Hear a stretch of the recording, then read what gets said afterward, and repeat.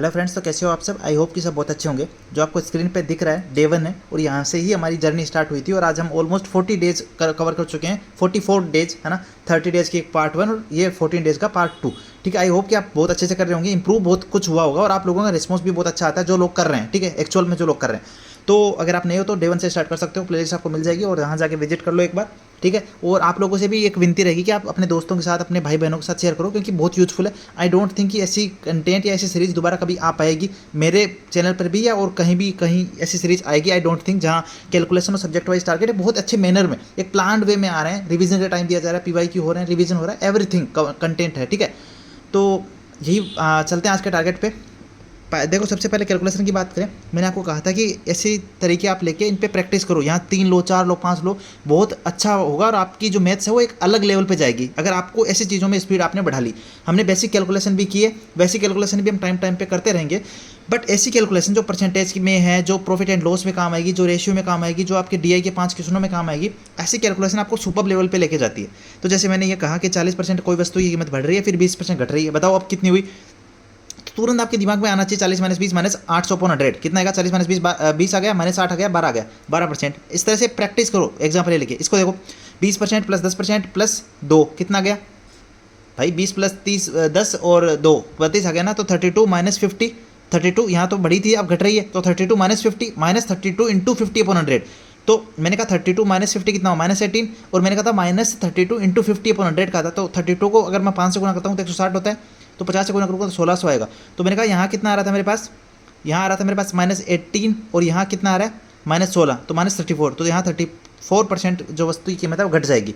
और यहाँ हमने देखा था कितनी जो 12% है वो क्या हो रही है, वस्तु की कीमत बढ़ रही है। ठीक है, तो ये हमने कहा था इस तरह से हम निकाल सकते हैं। आप इस पर काम कर सकते हो बहुत सारी प्रैक्टिस करके, स्पीड बढ़ेगी।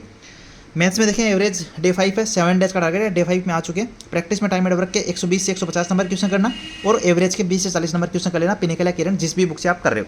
फिर देखो ग्रामर में प्रीपोजिशन डे 6 है। प्रीपोजिशन टॉपिक ऑलमोस्ट खत्म कर लो, कर लिया है तो एक बार और रिवाइज कर लो और फिक्स प्रीपोजिशन पे काम कर लो। जो मैंने क्लास शेयर की थी एक, उसका लिंक, तो वो फिक्स प्रीपोजिशन पे सारे लिख के बार बार घोट लो, तो याद कर लो। ठीक है, आगे चलते हैं।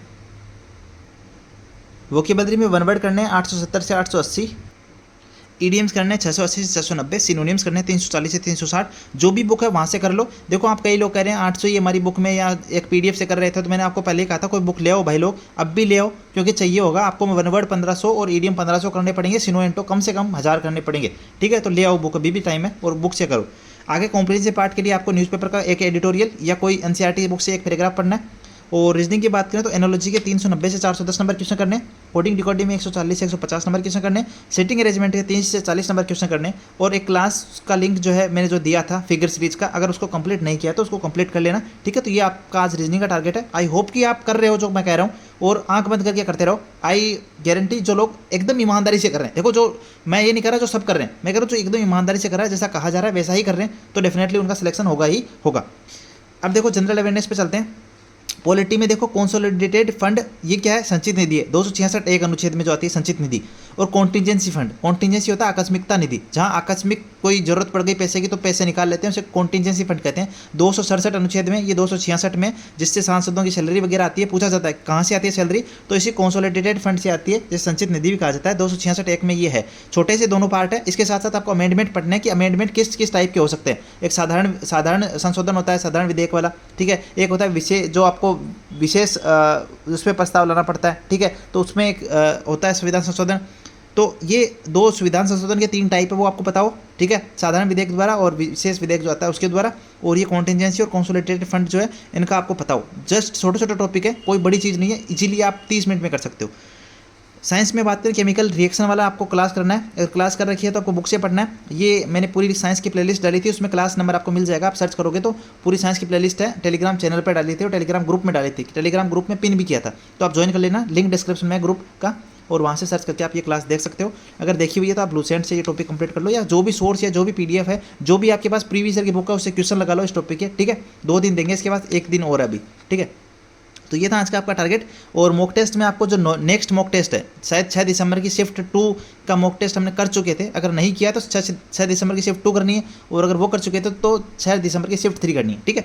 तो ये आपको, और उसका स्कोर जरूर शेयर करना है ग्रुप में, एक कॉम्पिटिटिव माहौल बनाओ एंड मुझे टैग कर दोगे तो मैं आपको उसके, अगर आपको कोई डाउट है तो टैग कर सकते हो, मैं आपको जरूर उसका रिप्लाई करूँगा, ठीक है। तो इस वीडियो के कमेंट सेक्शन में आपका जो भी कमेंट, जो भी डाउट है वो कमेंट करो, और हम बात करेंगे ज़रूर। अगर आपकी कोई दिक्कत है तो उसको ज़रूर हम सॉल्व करेंगे, ठीक है।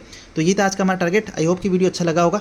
आज का आपका जीके का जो क्वेश्चन है वो ये है कि जो सबसे पहले हमारे ट्रेन चली थी वो कितने किलोमीटर चली थी, सबसे पहले जो कहाँ से कहाँ तक चली थी, किन 2 स्टेशनों के बीच चली थी और कितने किलोमीटर तक चली थी वो, तो ये आपको बताना है। और प्लस ये बताना है किस गवर्नर जनरल के काल में चली थी, जब गवर्नर जनरल या वाइसराय जो भी था उस टाइम में वो कौन था। तो ये था आज का आपका क्वेश्चन है, कमेंट करके बताना।